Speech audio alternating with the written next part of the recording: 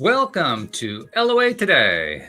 I'm Walt here with Louis D'Souza, and this is your daily dose of happy. We're so happy you decided to join us today, and we are enjoying and wrestling with new technology and trying things out here. We tried it on Friday with a combination, Louis, of Zoom and StreamYard.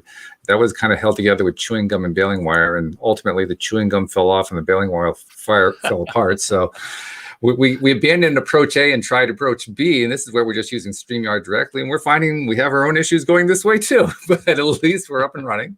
So that's the good news.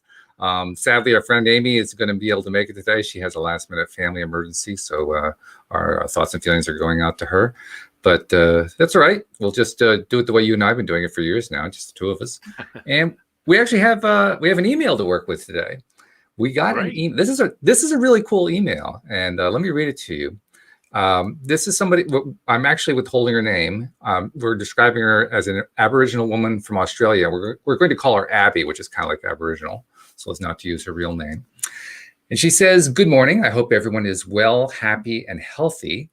I'm sure you must get so many emails and messages from all over the world every day. So if for some reason my story creeps through the cracks and is shared on your podcast, I would like to kindly ask for my name not to be mentioned. And thank you for saying it at the top. I appreciate that, Abby. A good friend of mine suggested that I listen to some podcasts to help me with my anxiety and depression. She sent me a few screenshots of what she was listening to, but I wasn't feeling it. So I had a little browse for something that would grab my attention, and I came across your show, The Daily Dose of Happiness. I love the title, and there was just something about it that drew me in. So here I am 2 months later, writing you an email and still loving it, which is great. Fabulous. I had a little laugh this morning on the podcast called A Manifesting Story for the Ages. That was a really cool one, Louis. That was a few weeks ago. You read an email about a lady who thanked you for helping her find her happiness, and she also asked if she could not be mentioned. Unfortunately, it was too late because she'd asked that question at the bottom of her email, so we'd already heard her story. I'm so happy it was read for me to hear, and I loved her gratitude. So in saying all of that, I would also like to thank you and your guests from the bottom of my heart for being in my life. I am a 31-year-old Aboriginal woman from Australia. I come from a little small town of 300 people, and I am the eldest of 8 children. I grew up in a home of alcohol and violence. My mother was an alcoholic who suffered from a lot of mental health issues. It all stemmed from my parents' childhood. My mother's mom was from the stolen generation, and her father died when she was 11. My dad's mom abandoned him at the age of 3, and his father was never in his life. They had no love in their lives, so they didn't know how to love us. Growing up, I had a lot of confusion and anger toward my parents, and some days I wished I was born into a different family. I don't know how or why, but I became the protector for my siblings and my parents at a very young age. My mission was to help them get better and change this dysfunctional cycle which was passed down through the generations. I went to boarding school and then scored a scholarship at university. Unfortunately, I didn't finish my degree because I made the choice to go home to work, provide, and protect my siblings because they would have been split up into different foster homes. Mining became my next option, and I've been in this industry for the last 10 years. I've always had a drive and tried to look at life positively. I wanted to be successful, happy, and just simply enjoy life. I seemed okay on the outside, but deep within me, I had all this pain and trauma. I lost faith in God and myself because everything that I would do to help my family would not change the situation we were in. I worked my ass off and paid for my younger siblings' schooling. I paid counseling and doctors for my mom, but it would all come back to square one. I felt let down and thought, why me? I am such a good-hearted person, and I have put my life on hold for my family. Why can't something good come my way? I suffered silently with depression, anxiety, and I've been suicidal a number of times. In June 2020, my mother had finally passed away because of her alcohol abuse. My heart broke into a million pieces because I tried my whole life to help her get better. That was my goal, but because I felt like I had failed her, I had a mental breakdown. I wanted to commit suicide, to be with her but I knew I couldn't because I had an older brother who was brain damaged and 6 other younger siblings, and my dad's still here on earth. When everything had slowed down after my mom's passing, I gathered my strength to go back to work. I had a moment in silence and reflected on her life. I cried and cried and cried because in that moment I felt her pain, and I felt that that was the moment I had my awakening experience. This was the moment that pushed me even harder to stop all of this pain and to try to find something different that will heal me or that will help me heal. Everything was always there right in front of me. I just didn't see it. Your show has changed my life. I'm still in debt. I am still helping my family get through life, and there are a lot of obstacles that I still haven't conquered. But you know what? I'm okay. For the first time in my life, I feel an inner peace and happiness within me. I have let go of all the pain, accepted the past, and I want to enjoy the rest of my years here on earth. I now look at the positives more than the negatives. One positive story out of all of this is that even though my mother didn't know how to show her children love, I gave it to her. I gave it to my siblings. Mom would sit there awkward and not know how to respond, but I was persistent. I just kept telling her I loved her and gave her cuddles. And on our last Christmas together before my mom passed away, she surprised me by asking me if she could give me a hug, if she could have a hug, and told me she loved me. No money in the world could have taken that beautiful moment away from me. Today is the day I start my diploma in social services. I was born to help better people's lives, and I'm super excited to be studying this area. I have this amazing feeling that life is going to be wonderful for me. Sending the biggest cuddles and love to you all, Abby. How about that? Amazing. Wow. Yeah. That's one of those letters you get and it just humbles you. Absolutely. Don't really know what to say. Yeah. Just, I mean, first of all, congratulations on the progress, right? I mean, absolutely. Yeah, to come through all of that and to have reached a point where she's feeling okay with herself, that is, this is a time you're good at giving the love to everybody else. This is the time to give yourself the love, to give yourself that pat on the back, because oh my goodness, you so deserve it for making that shift. That's a shift that so many people have trouble making. We've talked about that, Louis. I mean, how many times have we talked about what does it take to make the shift when you're having trouble, right? And here she just does it by listening to the show. It's like, whoa, really cool, really, really cool. And I appreciate the fact that the show helped, but we're not going to take all the credit. We're not going to take much of the credit at all. You're the one who did it. You're the one who did it, Abby. You made the shift. As a friend of mine has often said to me and others, when a circumstance like this happens, they say the sentence "well earned" or the two words. Yeah. Well earned. Yeah, because that's what it is. I mean, we can talk until the cows come home, but unless somebody practices it and puts it into their life and actually implements it, right? It's not theirs. It's still ours. It's true. So, yeah, I mean, really well earned, because it takes the shift within yourself to be able to get to that place, to be able to do that, to get there. And watching and listening and seeing these transformational stories is the highlight of my life. Absolutely. Watching somebody grab a concept that I've shared, implement it, and run with it is so fulfilling. It's unbelievable. Not that I need them to fulfill me in any way, but it's like the cherry on the top of the cake, it's just right. Yeah. Beautiful. Yeah. Yeah, you're right. And, it's not like you really need it, but boy, you really like it when you get it. Even if it's not something you were expecting that you needed. And one thing, Amy, not Amy, what did you call her? Abby. We're calling her Abby. Yeah, even though that's not her name. I figure Abby, Aboriginal is kind of close, Yeah. So, Abby, one of the things that is going to be very powerful for her is the contrast. So you've got huge contrast on the one side, and then you've got the change of it, and then you've got the other side. So, it's going to be strong. It's going to be really strong. It's going to be massive relief and release. And, I've seen a lot of people do this transition. I mean, a lot of people have labeled people, haven't they? You know the story, Walt. This person's always going to be like that. They're never going to change. Yeah. Oh, yeah. Sure. So, that's all about what I wanted to talk about this week was responsibility. What do they say? When you take responsibility, you get more? This is true. No, you get more what? What do you get more? Well, among other things, you get more responsibility. You have law of attraction. But when you take more responsibility, you get more freedom. Isn't that a fairly I think common that's true. Yeah. understanding? Especially when you're As my taking daughter responsibility for gets yourself. more responsible, then she gets the key to the house, Yeah, right. and that gives her more freedom to come and go more as she wants, etc., etc. And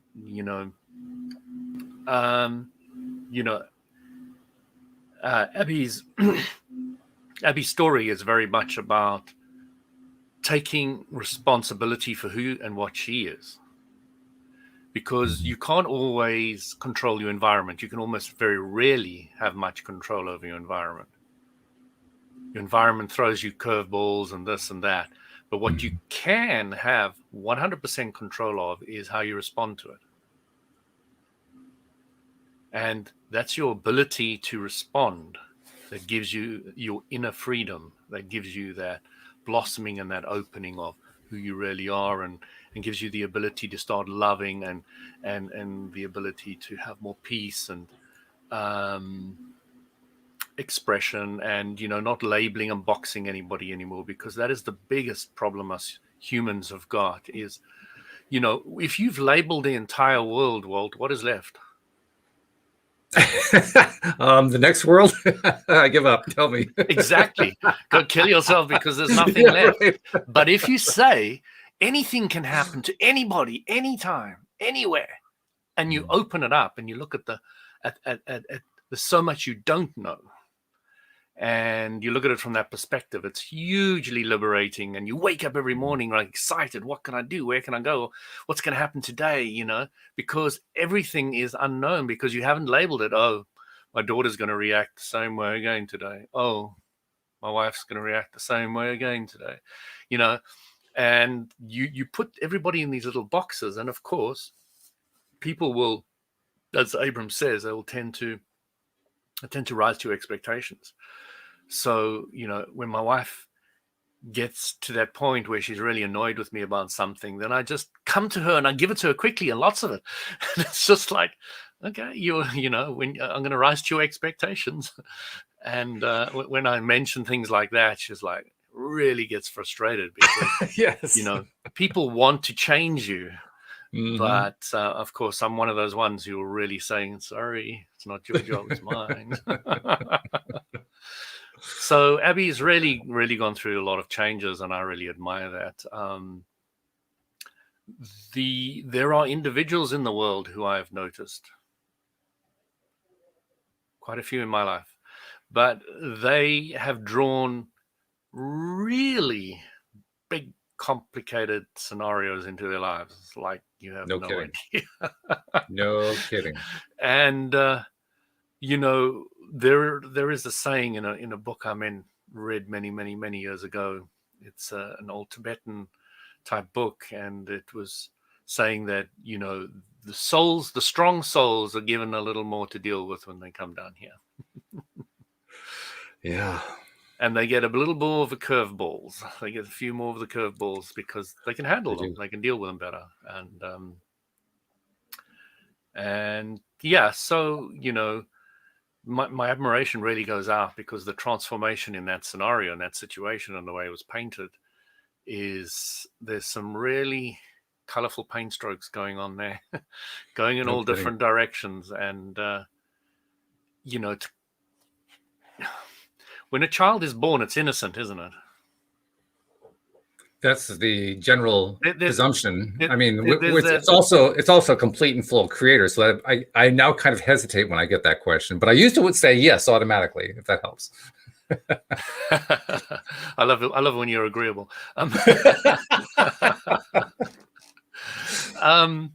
So I remember when my second daughter was born, it was very starkly visible. Actually, my first one as well, to quite a degree.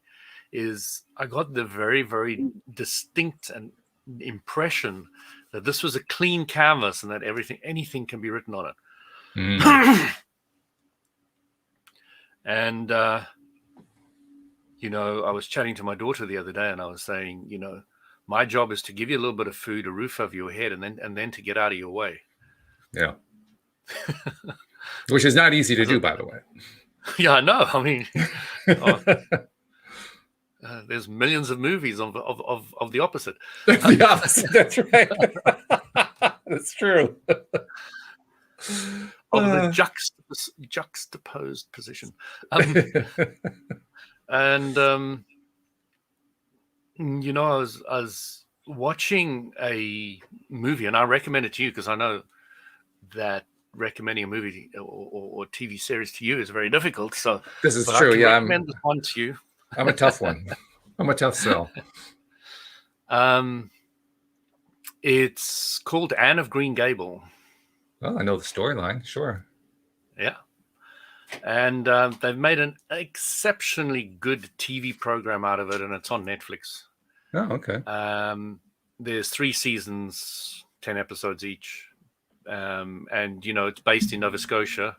If anybody doesn't know where Nova Scotia is, it's an island off the top right, off the bottom right of Canada, and the top right of America, which is the Maine, the state Maine. So it's actually, it's not a small island; it's quite a big one. No, it's pretty good size.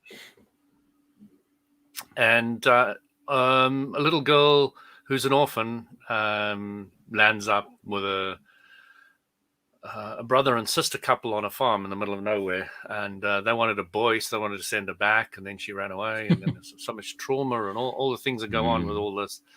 But it is just acted so beautifully in this. You know, even in the first episode, you feel LOA just drifting through it because she has so much creativity, so much passion for life, and it just oozes out of every pore of her. And you know, what I was trying to bring out, the idea is you've got the child who's a blank slate to a large degree. I mean, they chose you as a family, so they're going to pick up all that stuff. But you've got this blank slate. But then when you get older, you've got all the stuff, that goes on in you. But then if you can get to that pure place again, the mature, pure place, that place where you can still exude the kind of love that Abby is pointing out there, you know, that kind of absolute, I've got to the stage now, no matter how bad the situations are outside, that I'm still able to love and be that alignment with myself and with my source. And it's beautiful. You know, I really love that. So that's the kind of scenario I was trying to point out is, you know, you can really appreciate that pure positive energy that a new baby comes in with. And then when you can still exude source energy when you are older and you've gone through all the stuff in life and you can still be there, that is something I respect massively. Yeah, that's a great storyline too. I'd forgotten about that one. That was a series of books, if I remember correctly. Yeah, she wrote quite a few books. I had to look it all up, but she wrote it in the 1900s, and it was very forward-thinking for that era. I mean, my gosh, I'm sure the readership was very small in those days because the topics are gays. Just a little challenging, Black rights, Indian rights, and all the rest of it. And, you know, it's now sold over 50 million copies, which and translated into something like 32 languages, which is incredible. It is, yeah. And it's so apt for today's world, you know. Sure. And there's so much simplicity about it. You know, they don't have computers and this and that, and they just had this little lodge which they created in the middle of the forest, and they came there and they read poetry and they made stories and they imagined scenarios and they sang songs, and you know, it was just such simplicity to the whole thing, which is so beautiful. And but the theme's so universal, each other and the kind of problems they had. Yeah, I mean those are very universal themes that they're playing, and there are themes that are still playing out today. So of course, it's very relevant for today. Very relevant. Like you said, it's cool. I hadn't thought about that as being a law of attraction series of books, but you're right. There really was quite an element to that, wasn't there? I mean, you kind of make me want to go listen to the Netflix series just so I could revisit it. It's been a long time since I read those books. It's like, I should revisit. Hmm. Yeah, I was really impressed with the main actress as well. I mean, you've got this skinny little freckled girl with skewed teeth and all the rest of it. And she just does such a brilliant role, and how Oh, she wow. overcomes conflict after conflict after conflict. Right. Sort of like our Yeah, friend Abby. Yeah. yeah, absolutely, and that's why I was relating it, because I do feel there's a correlation there. The depth and breadth to which this child went through, and obviously it's just a story. It's not based on fact, although Right. the location is based a bit on the author's birth area, etc. Yeah. But yeah, it's just that ability to turn that corner, and to look at things with that positivity and that creativity, really using that creative faculty to a high degree of getting what you want, going out there. It doesn't matter what everybody else says or does. And using what the law of attraction we always talk about is that focus and clarity of what you want. Spending time sitting in your room and just visualizing what you want, and just having so much fun with it and playing with it. I mean, you can see it so much in this girl and the way she acts and everything. You can just feel that level of creativity oozing out of her. And they talk about, dream world versus reality for her, and how she uses her creativity in an imaginary way to create her reality. And Right. and she uses this incredible ability of hers to just move forward in life, and it's just great. I love it. It's anybody out there is watching the podcast, go watch it if you got Netflix. Or Yeah, pick it's up the well books worth if you it. don't. I mean, the books are well worth reading, and you're gonna pick up the same storyline. But I'm curious to see the Netflix series, just to see how they handled it, because it sounds pretty good the way you're describing it. Yeah. I mean, I don't know if other people are going to see what I see in it, but I haven't been impressed with a TV series as much as this one for a while. So yeah, there are Well, others I I will like. tell you this. I will tell you this. Like you said, I'm not easy to please when it comes to making recommendations about movies and TV, as you know very, very well. I mean, poor Alex King has tried dozens of times, and I think she's pulling her hair out because I keep ruining her percentages. But yeah, I mean, I'm a tough sell. And yet, the moment that you said it was about the Anne of Green Gables books, you basically raised my interest level just by saying that part. So I'm curious. I'm going to check it out.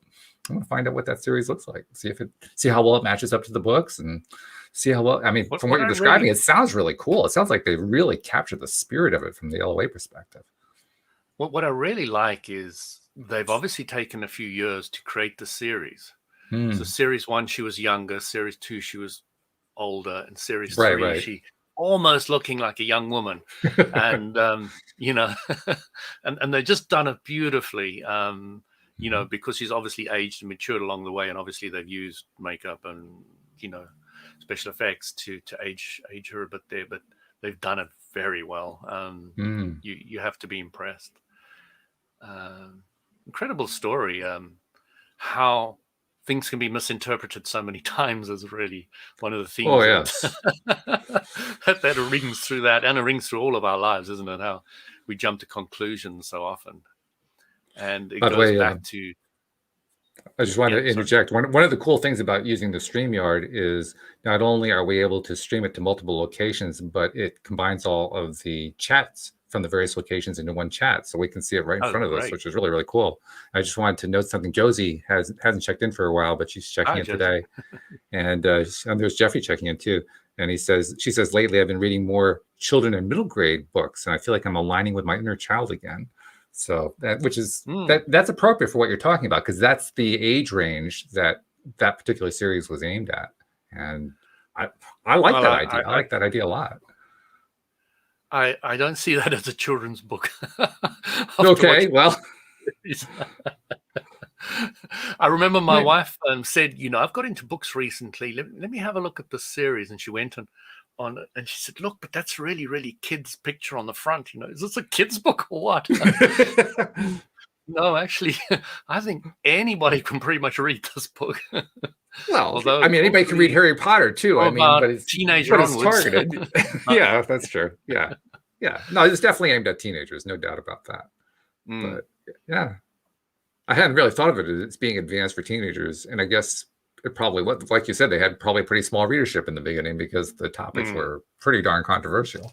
But yeah, yeah, that I love that. I love the Harry Potter books. I like a lot of children's literature that's the more challenging literature. You know, the stuff that makes you think, the stuff that any adult can just start reading it and you say to yourself, well, this is more than just a kid's book. This is an adult book too. I love those kinds of books that are aimed at teens. I've loved them from going back to that era when she was publishing, back to the era of Mark Twain or of Beatrix Potter or any of those authors from that time period who were ostensibly writing either for kids or for young adults, but their stuff has stood the test of time, and I love that fact. Amazing too how many of them involved imagination. You mentioned imagination as part of Anne growing up. As soon as you were describing that and saying it was, turn of the 20th century, I'm thinking, well, Mark Twain was writing about similar issues in the guise of Huck Finn around the same time. mhm. It was the same kind of a feeling. You feel like you're growing up with Huck Finn. Same deal.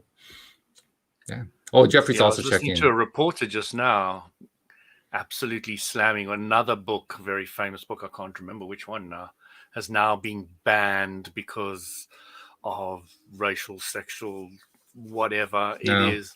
And how many books are racial and sexual currently that are not banned Yeah. and that are Well, coming there out is every that. day?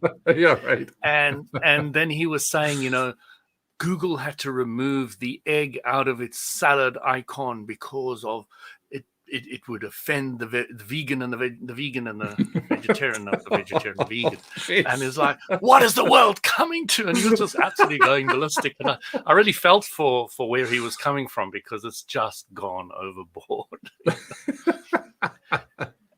This endless we, dissection, instead of seeing the whole and the unity and everything, everybody's just mm, cutting everything up into pieces.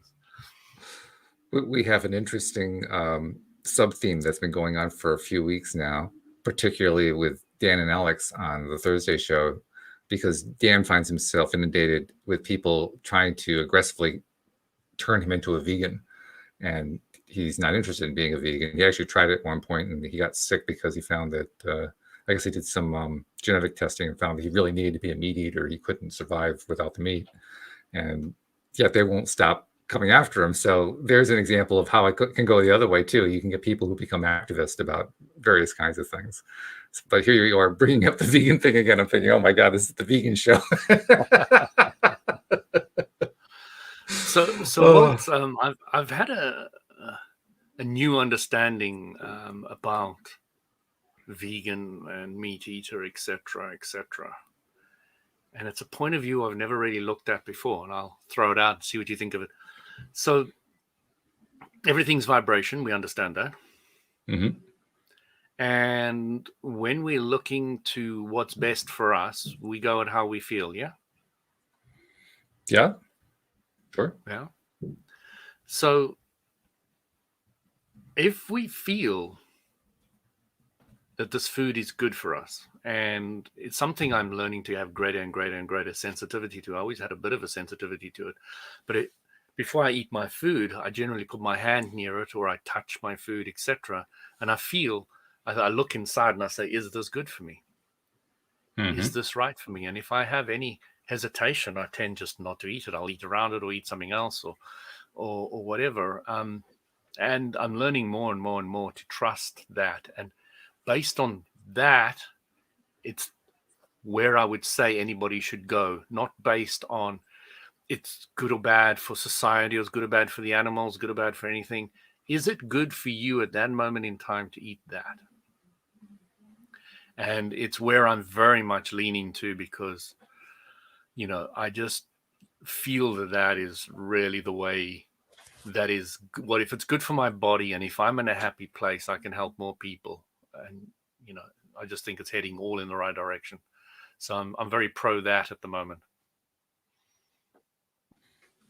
Good. I like the approach. Basically, it's very similar to something that a friend of mine from many years ago um, advocated. He actually kind of went a little bit off the deep end and went.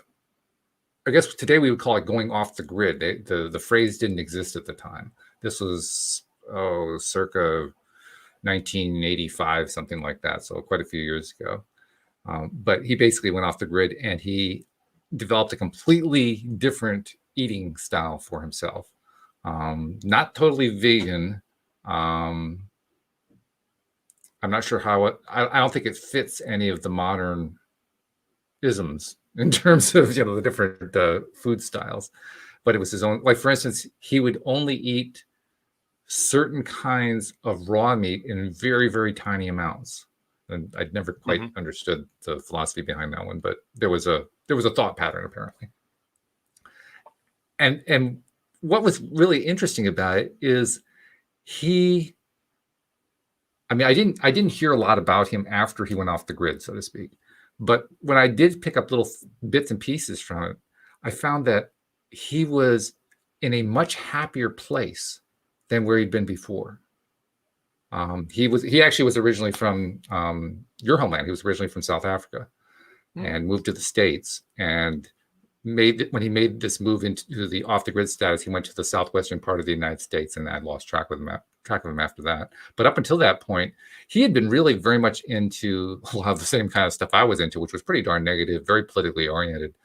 And after he made his shift, I could tell. I didn't know anything about vibration or law of attraction or anything like that at that time, but I could just tell there was a shift that had gone on in him, and it was a shift for the better. One that I can appreciate a lot more now than I could then, because I've made my own shift since then. But I just find it fascinating that here you are talking about how you have shifted in one of your many ways toward a different philosophy about food based purely on what do I feel like, or what does my body feel like, or what am I getting that I need right now. And as in contrast to, well, here's what I should be eating. Here's what the world says I should be eating. Oh dear, we lost Louis. Hopefully he'll be back in a moment. Hopefully it's just a reconnection issue. For those of you who are just tuning in, we're experimenting with a new platform. Instead of going with Zoom, we're experimenting with StreamYard. Oh, here he comes. We're experimenting with StreamYard because, first of all, our friend David Strickle had recommended it, and then also WG, who does the Friday show with me, is also an advocate of StreamYard. So I started playing with it, and the reason that I like it so much is that it enables us to stream to multiple locations. Right now, for this show, we're streaming to 3 different locations, and I'm actually going to upgrade, I think, once I'm convinced that this is actually a reliable platform. That's still to be determined, but it's looking fairly good. But once I know that it's a reliable platform, there's an extra plan you can go to where you can actually stream to 8 different locations, or up to 8 different locations.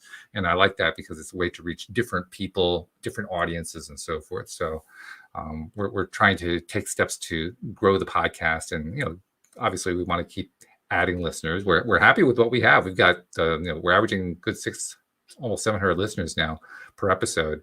But I want to keep growing it. I mean, I'll tell you honestly, my goal for the longest time has been to get up into the tens of thousands of listeners. So we're inching closer and closer, and that's a good thing. But this is just one of the way to get us there.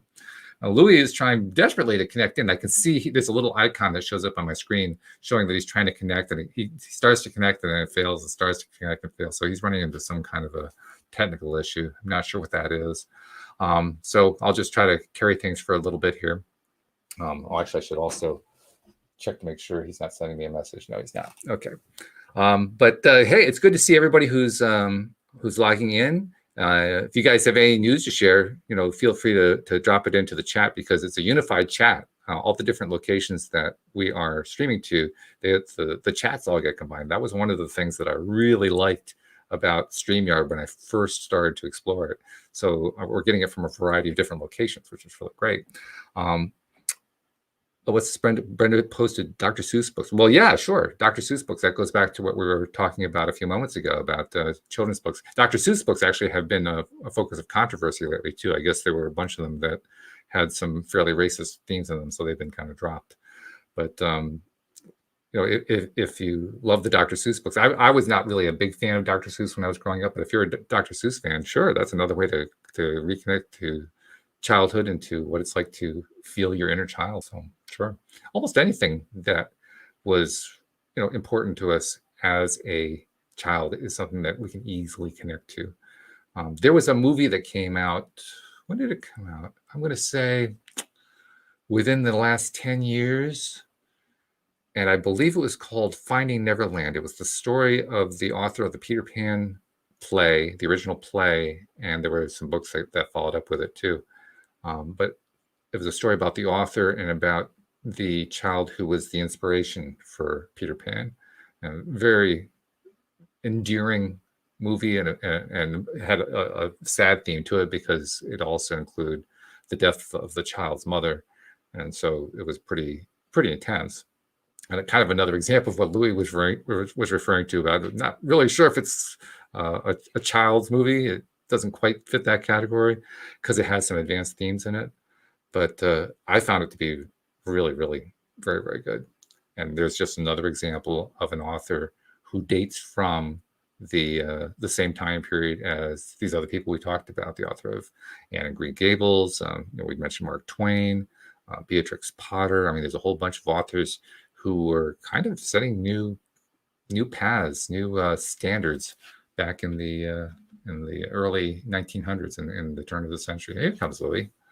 He's back again. Yeah, we hear you. We thought we lost you for good. We're streaming on something else. Yeah. Well, we'll chat about that afterwards so I can report problems to them. But I was just sharing some thoughts about other children's literature and about I was also explaining what we're trying to do with StreamYard here for people who had tuned in a little bit later on. So we've caught them up a bit. But let's get back to the topic you had brought up. You brought up the idea of responsibility, and I made a note in my notes to make that a topic for this week. And you mentioned how I'm not sure how you said it. The way I was taking it was responsibility is really about self-response, how we respond to the situations of life that get kicked our way. Because like you pointed out, we don't necessarily control what comes to us in our environments. We actually do have some control in the sense that through the law of attraction, we can attract the kinds of environments that we want to have. But individual events are going to happen. And when they do, we get the opportunity to decide how we're going to respond. And this is a very poignant topic as far as I'm concerned for me, because I've had a few challenges, not nearly on an Abby scale, but I've had a few challenges of my own the last few days about just, how am I going to respond to some things that I didn't like so much? There were a couple times where... And how are you going to respond to them, Walt? I could have done better, to be honest. I'm still learning. I'm still working on it. But the good news is that the various practices that I've been doing daily, my morning exercises and so forth, have stood me in good stead. So what would have perhaps kept me in a bad place for perhaps days or even weeks at a time, I was able to shake off in a matter of hours, maybe a day. So that's the good news. I figure progress is progress no matter how you look at it. But yeah, it's a very good yardstick. How quickly can you go from not wanted to wanted? Yes. Now, some people are stock car collectors. They want to know how fast can they go to 0 to 60. You want to know how fast can you go from not wanted to wanted. Talking about that, it was fascinating that, drag racing. I know what it is. Yeah. Yeah. Okay. So you've got a car and you go a certain distance and you just go, wow, and you see the fastest car wins. That's it. Right. But they say that the new Tesla that's coming out is going to be faster than any of these huge, powerful, I've heard that, amazing cars. Than anything else. And, it blows me away what these electric cars are going to be doing in the future. Just, yes. I was looking at it. It's very cheap to fill up your car with electricity versus filling up with any other fuel. Of course, there's 65 or 70% tax in the UK on fuel. and they say that they're going to have to find a tax somewhere else once everything is converted to electricity in the UK. But That makes I sense. read That that, makes more sense to me now, because when you said that, I thought about it. I said, wait a minute, that's not what I heard. And then I realized we don't have the same level of fuel tax that you have. So that explains no, it. you don't. No, it's Yeah. very high in the UK. Yeah. It's actually, I think it's higher than I've said. But we don't put gas in our car. We put petroleum in our car. That's right. we don't lie to the public.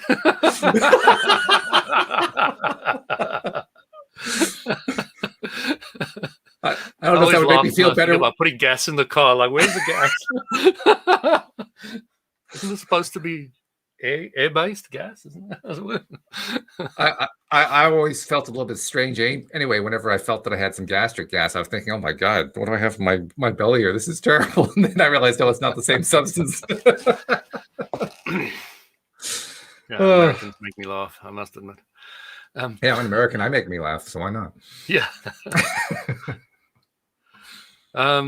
So yeah, you know these little scooter things, these things the kids have, these little 2-wheel things with a flat board and the little stick in the handles. Yeah. Oh yeah, right. Scooter. Sort of Well, now skateboard you got with these a stick. electric scooters, and they are becoming absolutely rife in the UK. And I see a huge potential for them, absolutely massive. And I can really see them taking off. Well, there was also another product that came out, and I can't think what they call it. It was like a people mover or something like that. It was a platform that you stood on and you leaned forward and it would move forward. And I don't remember. Yeah. I don't remember the details about it, but it sounds similar to that in a sense. I mean, you don't actually touch the ground with that, I don't think, but. Well, I saw this guy. He was on a single wheel. The wheel was about that size. Right. A single wheel, and it's got 2 little bars on the side, and he just stands on those, and off he goes, and it's like really works well. He was going all over the place with this thing. Exactly.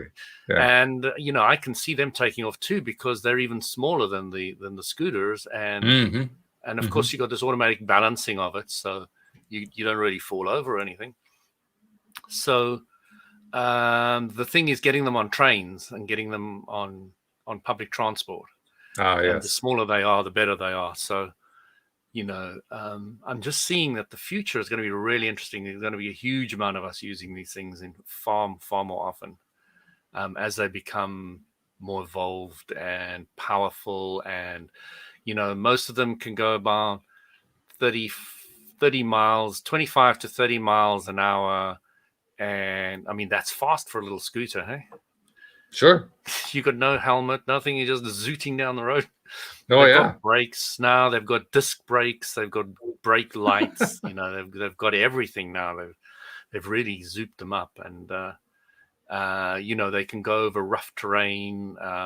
They've got bigger type wheels, some of them, and they've got suspension front and back. It's like really they've gone to town with these things now. Wow. And they're so powerful. You can take them out like there's BMXs in nowadays. Now you take one of these out and you zoot around with it and spin around the dirt in it and all the rest of it, and perform tricks on them. Yeah, I was just going to ask, are there people who do tricks?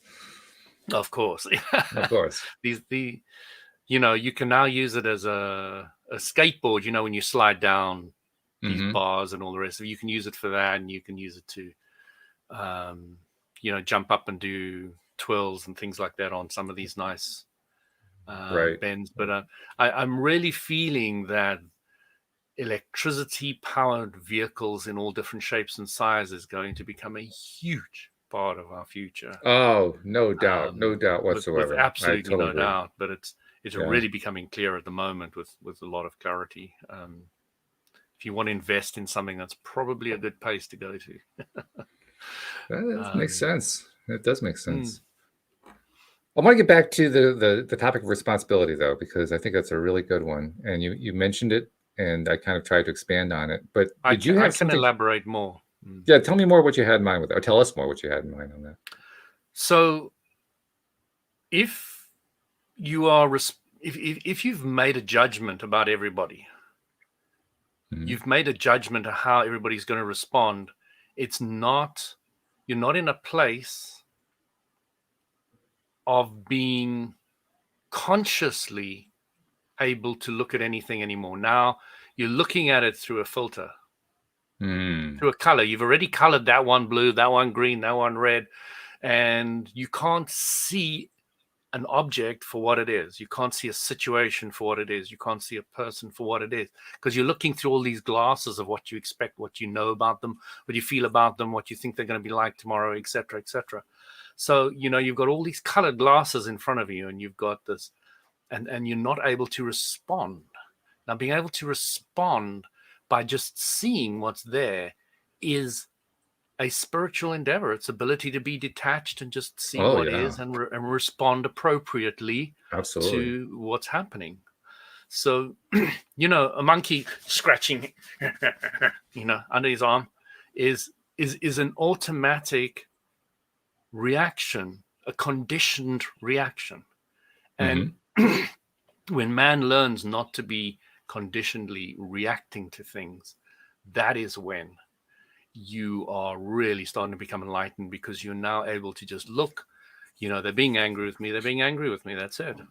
Oh, they're being nice to me. They're being nice to me. That's it. There's, and you're able to deal with it all. If a loved one dies, this is an interesting thing. If a loved one dies, it traumatizes you and all the rest of it. But that's because your world has been limited to only a few people. If you expanded out a bit more to your town, and you started being able to respond beautifully or better to everybody's death in the town, then you've got a more balanced look. But if you go bigger than that, you go your country. And if you have the compassion or the ability to respond to everybody's death without falling over and cracking up and wailing and all the rest of it, then, so what it is you're learning to be able to respond to the concept, which, a more spiritual person is one who's looking to look at the oneness of everything.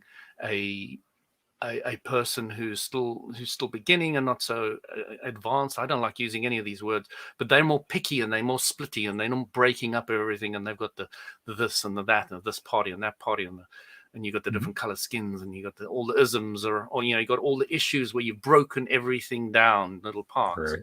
Yep. So when you've got that ability to respond to all things, then that is a hugely mature and spiritual and an awakened concept. So, and I love the way that David Strickle and the Stream of David used to describe that. They would describe it as viewing things very similar to the way that non-physical sources, we refer to them, view things. Viewing it from a faraway view, like a 10,000-foot view, rather than an up-close view. Because when you view it from further away, it's just easier to kind of mentally, I don't like the word detached. They used to say detached, but I'm not sure that it's really detachment. I think it's more like turning the volume down on emotional response and not having the emotion overwhelm you because when you're that far away, it's like, oh yeah, I can see this thing's happening and just not affecting me very much. Whereas when you're right in front of it, it can really just kind of hit you in the face with how much of a bit of a contradiction in terms in my mind, because the ability to respond means you're fully involved with it. Yeah, there's truth to that. But it's not cracking you up at the same time. Right, yeah. Which is similar. That goes back to what Abby was talking about in her email to us, because she's right in the middle of all this craziness that's been going on in her life. And what you're talking about is directly, the tongue isn't working today. It's directly related to this, because she is having to respond right there in the field, so to speak, in the moment, time after time after time after time, to one challenging experience after another. And you're right. That's where the word responsibility takes on an entirely new meaning. The technique that the stream teaches is a technique for basically desensitizing ourselves to, being overwhelmed by all that kind of stuff.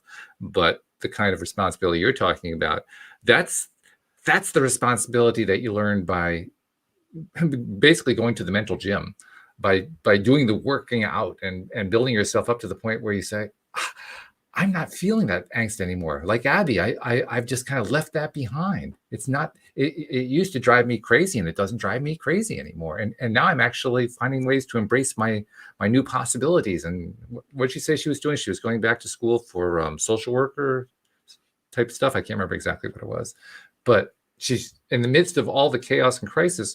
She's found a way to refocus her attention and get excited within that life. That's what's so impressive about what she's doing. That's what I was saying. You know, the difference between the childlike open and Yeah. spontaneity versus the adult's version of that, which I really have that so much admiration for. But I had in the previous week, I went to a funeral of one of my good friends who died of the coronavirus. Yeah.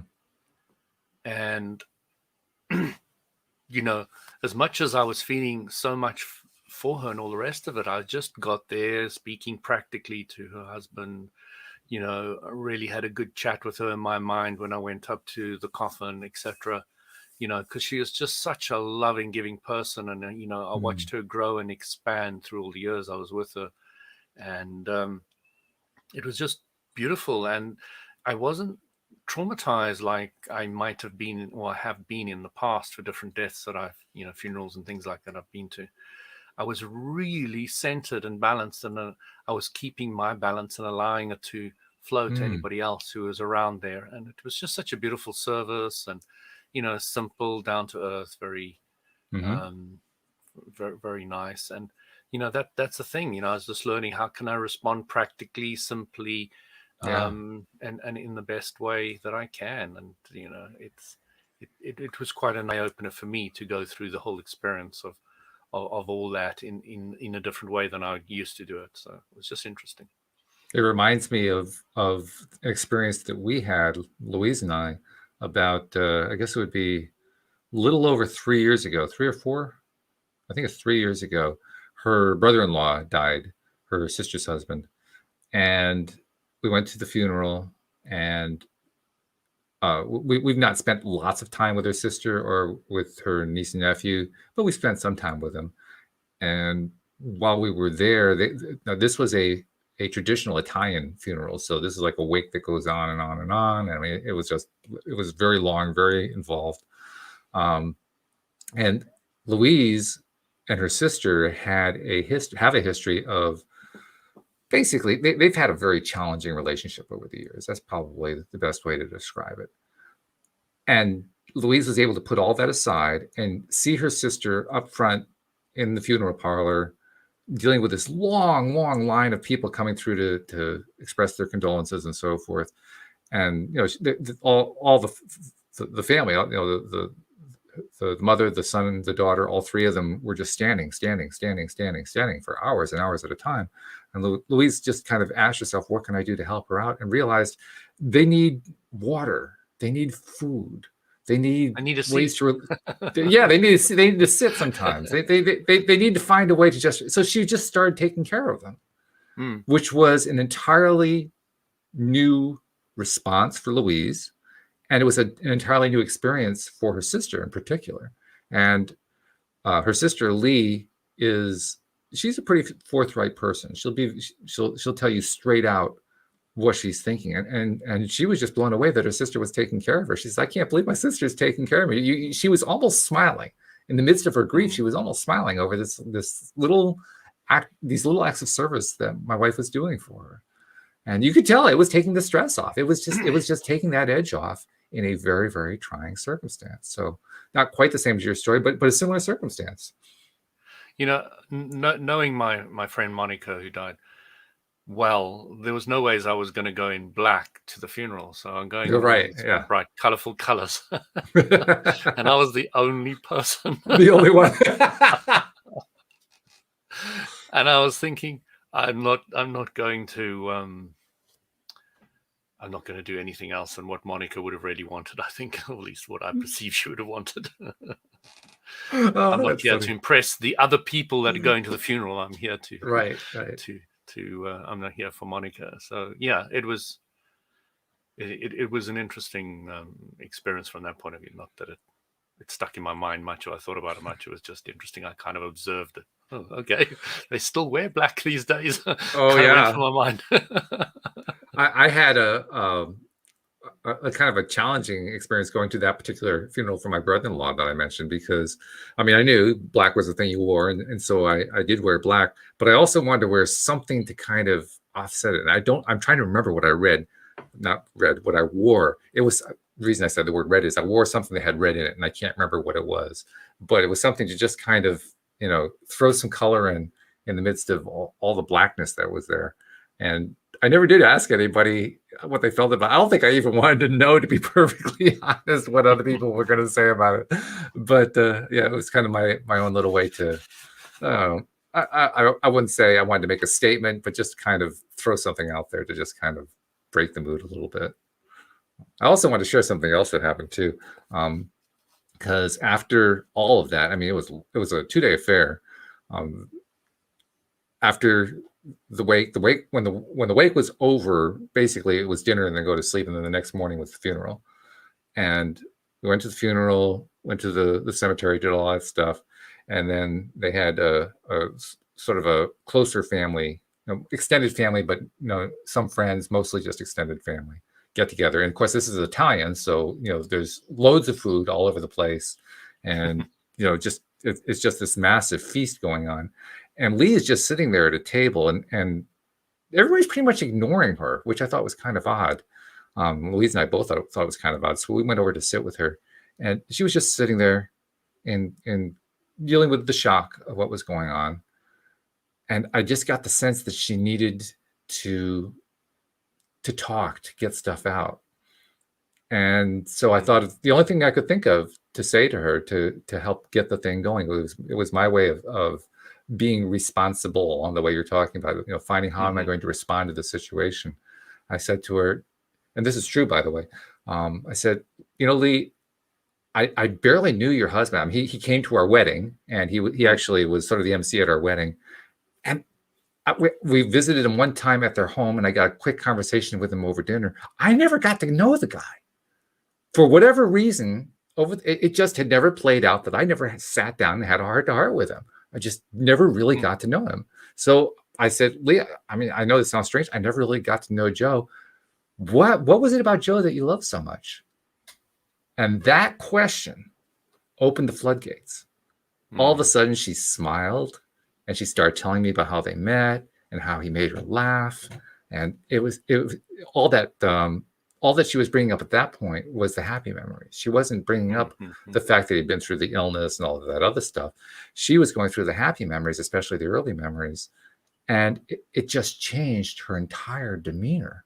I mean, Louis, it was almost like within a 5-minute period of time, she became a different person. I mean, obviously she didn't, but that was I'm trying to express the degree of shift that she went through in those 5 minutes. That transformation. From unwanted to wanted, yeah. From one question. And I was still blown away. I mean, I'm thinking to myself, wow, I must be a good coach or something to ask one question and get all of that to come out, because it was not really what I was intending, but oh my goodness, it really worked. But if you're going to, I guess I'm going to speak for myself. If I'm going to try to be responsible, I want to try to be responsible in a way that I can, evoke that kind of response from somebody else who needs a little help, a little support. If I can do that more often, boy, my life's worthwhile just from that. So, yeah, absolutely. Yeah. Responsibility, of course, applies in areas of life beyond, end of life. It applies in all areas. I'm thinking about the stuff that Abby has gone through. I'm thinking about the fact that she's now going back to school at age 31. I guess it's going to be as a social worker. That's the certificate or diploma that she's going after. And she's doing it with tremendous enthusiasm because in her words, she feels like she has a purpose in life to be helpful to others, to assist others. In a sense, she's expressing that she has found her passion in life, a passion that she had all along, but now she's focusing it. And I keep thinking to myself, and I was thinking this when I first read her email, wow, she's setting herself up for some massive, massive, wonderful change to happen. And look at the change she's already made. But I mean, it's going to be fun to find out what the next round is for her, right? Absolutely. Yeah. It's going to be really, I really hope cool. she keeps in contact. That'll be good. Yeah, so please do contact us some more and let us know what happens, Abby, as time goes on. And we want to encourage other people to use the LOA Today app as well to send your comments and questions and share what's going on with you too. We really appreciate that. But in the meantime, that's it. I Enough just for wanted today. to say quickly Yep. hello to Jeff and Brenda and Joseph. Yeah. Yeah, nice to hear from you guys. Glad you're back. And, Thanks for that's the one part of StreamYard that's working well. It's consolidating the comments from the various sources, and so that's really, really good. So thank you very much, guys. Brilliant. And thank you, Louis. Right. We're looking forward to getting Amy back next week, but it's going to be good. Thank you especially to our podcast listeners, and we'll see you all next time here on LOA Today. Goodbye, everybody. Carpe diem, everyone. Bye.